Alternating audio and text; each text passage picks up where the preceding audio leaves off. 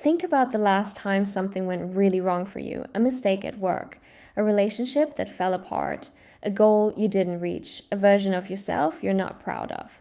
Now think about what the voice in your head said. I bet it wasn't gentle. I bet it didn't say, hey, that was hard. You tried. You're going to be okay. I bet it said something much closer to, what is wrong with you? How could you let this happen? You should have known better. And what makes this genuinely painful is how that voice is loudest at the exact moments when you are already at your lowest, when you've already failed, when you're already hurting, when you already feel small. The moment you need compassion the most is the moment your inner critic decides to work overtime. Why does it do that? And more importantly, how do you change it? That's what today is about. Let's get into it. The inner critic and where it came from. Before we can talk about changing the inner critic, we need to understand where it came from, because it didn't originate with you. The voice you hear when you fail, the one that calls you stupid, lazy, not good enough, that voice belongs to someone else originally, a parent, a teacher, a coach, a sibling, someone whose approval mattered enormously to you when you were young and didn't yet have the ability to question what they said. Children can't evaluate criticism objectively, they absorb it. When an adult repeatedly tells a child they need to do better, try harder. Stop being so sensitive. The child doesn't think that adult is wrong. The child thinks that they themselves are wrong. And they internalize that voice as a way of trying to fix themselves. Over time, that external voice becomes an internal one. The critic moves in. And the irony is that the inner critic usually sounds like it's trying to help. It's pushing you to do better, holding you to a high standard, making sure you don't get complacent. But there's a massive difference between a voice that motivates you from a place of belief in your potential and a voice that punishes you from a place of not enoughness. One builds you up over time, the other slowly hollows you out.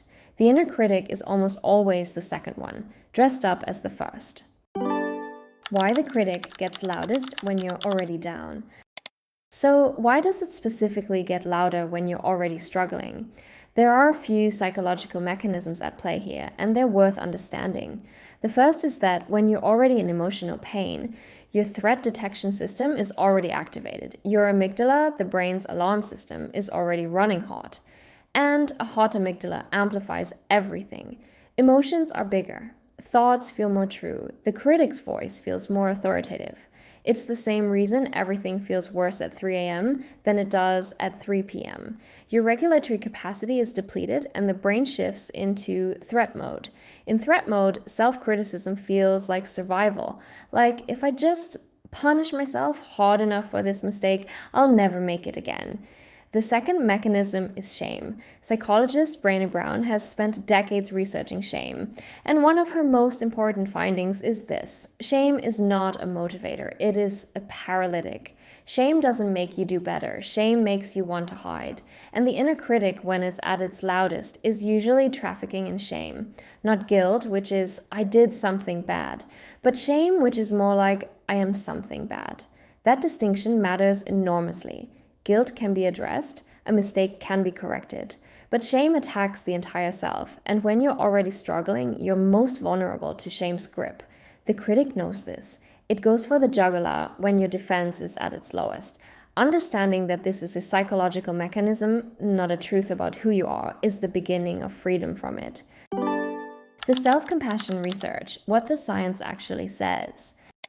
Here's where the conversation gets really interesting and where a lot of people's assumptions get challenged. Most people believe that being hard on themselves makes them better, that the inner critic is a performance tool, that without self-criticism, they'd become complacent, lazy, let themselves off the hook.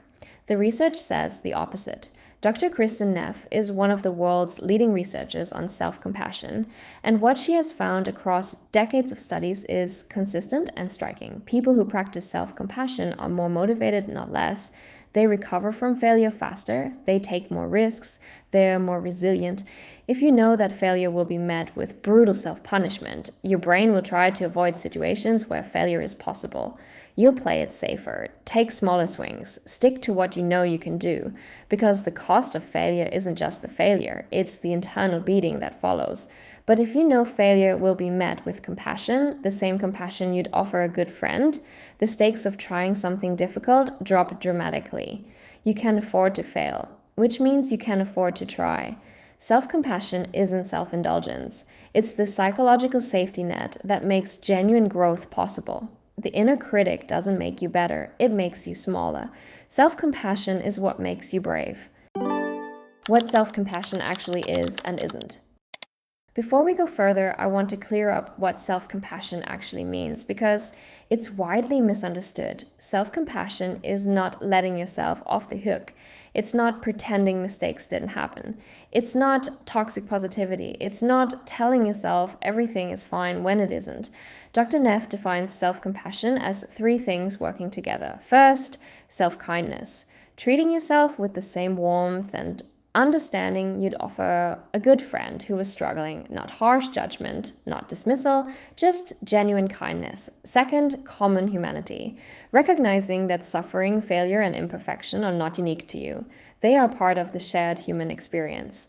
Every person you admire has failed, has felt inadequate, has had hard seasons. You are not uniquely broken. You are human. Third, mindfulness, holding your painful thoughts and feelings in balanced awareness rather than suppressing them or being consumed by them. Not pretending the pain isn't there, but also not drowning in it. All 3 together create something that feels very different from both harsh self-criticism and hollow positive affirmations. It's honest, it's warm, and it's grounded in reality. The test I use is simple. Would I say this to a friend who was struggling with the same thing? If the answer is no, and with the inner critic, it almost always is, then I shouldn't be saying it to myself either. The standard you apply to others is the minimum standard you deserve to apply to yourself. The friend test and why we fail it for ourselves. I want to spend a moment on what I think is the most powerful and practical tool in all of this, the friend test. Imagine your closest friend comes to you. They've just made a big mistake. They've failed at something important. They're devastated. What do you say to them? I'm willing to bet you don't say, honestly, what is wrong with you? You should have seen this coming. This is exactly why you never succeed. I'm willing to bet you say something more like, hey, this is hard. You tried. You're not defined by this. What do you need right now? And here's the question that should sit with you. Why does your friend deserve that kindness and you don't? What is the logic that says, the people you love deserve compassion when they struggle, but you deserve criticism? Most people, when they really sit with this question, don't have a good answer because there isn't one. The gap between how we treat people we love and how we treat ourselves is one of the most consistent and damaging double standards most of us carry. And it's almost entirely invisible because the inner critic is so familiar, so automatic, so much a part of how we operate that we don't even notice it's there until someone points it out. So consider this me pointing it out. You are allowed to be a friend to yourself, not instead of having high standards alongside them. The 2 are not in conflict. In fact, the research shows they work better together than either does alone. How to actually practice self-compassion in hard moments. Alright, what does this actually look like in a hard moment? Because knowing self-compassion is important is very different from knowing how to access it when you're in the middle of a spiral.